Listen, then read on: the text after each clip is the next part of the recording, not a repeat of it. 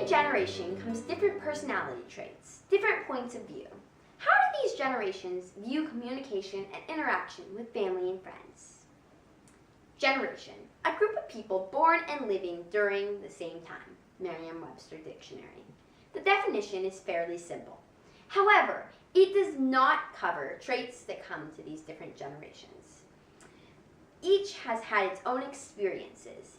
Each has seen different things in their lifetime. Some researchers have conducted studies finding the traits of the main groups of generations. The traditionalists, aged 71 and over, the baby boomers, 51 to 70 years old, the Generation X, ages 40 to 50, the 21 to 39-year-old millennials, and the Generation Z, who are 20 and under. They often make generational difference charts, highlighting some of the values and qualities of these age groups. To find out more about how the different generations communicated, I asked people from each generational age bracket about how they preferred to interact and communicate with family, friends, and acquaintances. When I asked Pat Fitz, a woman who would be classified in the traditionalist generation, how she would spend time with friends, she replied that she would mostly do small talk. We sit around the kitchen table and talk, drink coffee, Pat said. She continued, talking about how she interacted in a similar way with family, except that they also played with the kids and with their dogs. A document on opi.mt.gov stated traditionalists tend to have a focus on family and community and are very loyal.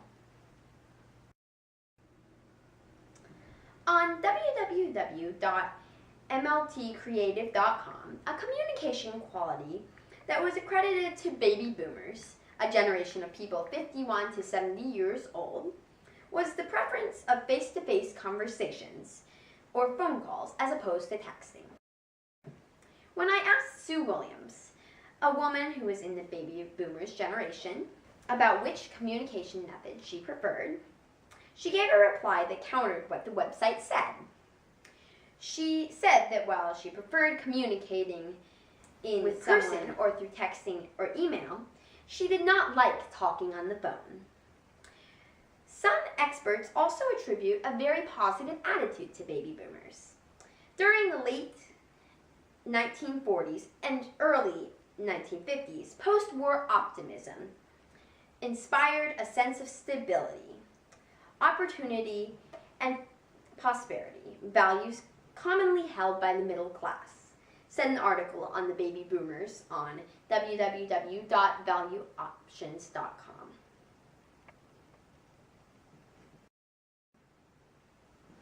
Next comes Generation X.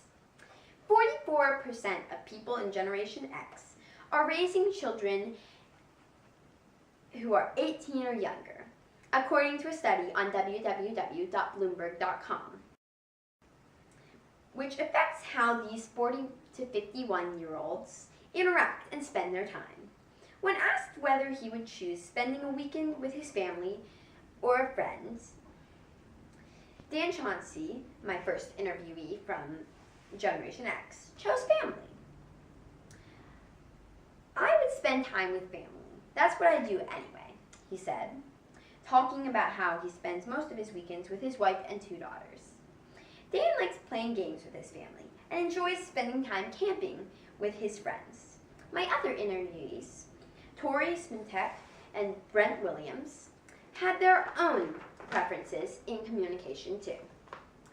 Tori said that she prefers texting and Facebook, and Brent, giving a very different response, said that he didn't like social media and prefers only text for non-emotional things. For any other conversations, he prefers talking face-to-face, or at least on the phone.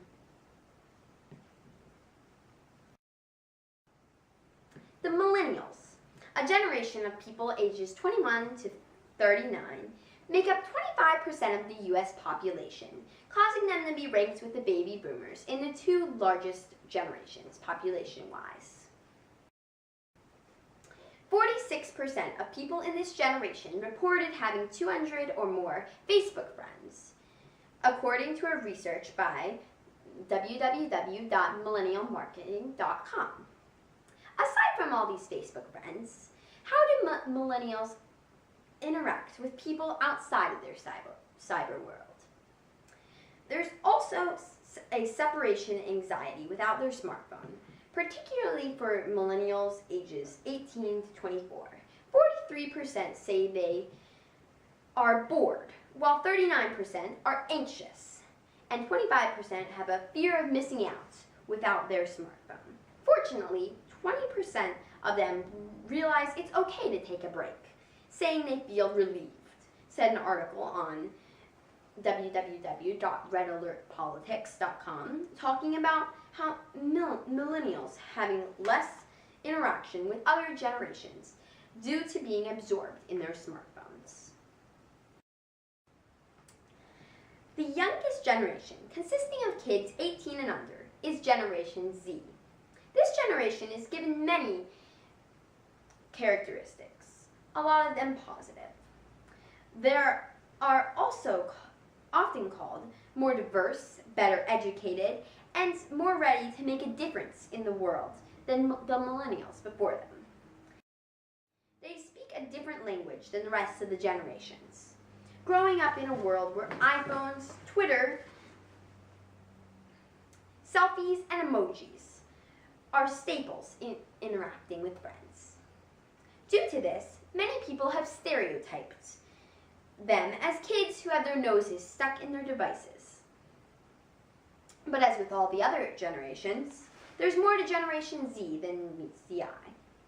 Ashley Jengus, a 12th grader whom I interviewed, said she likes long, in-depth conversations, while another Generation Z, Victoria Brown, said she preferred texting, short conversations, because I'm not good at talking, as she said. As with the conflicting perspectives about the baby boomer generation, this shows that just because two people are in the same age group doesn't mean they necessarily are the same.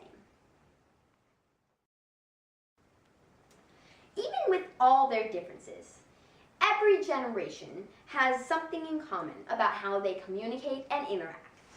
There are many people in Generation X and Z alike who prefer texting to phone calls.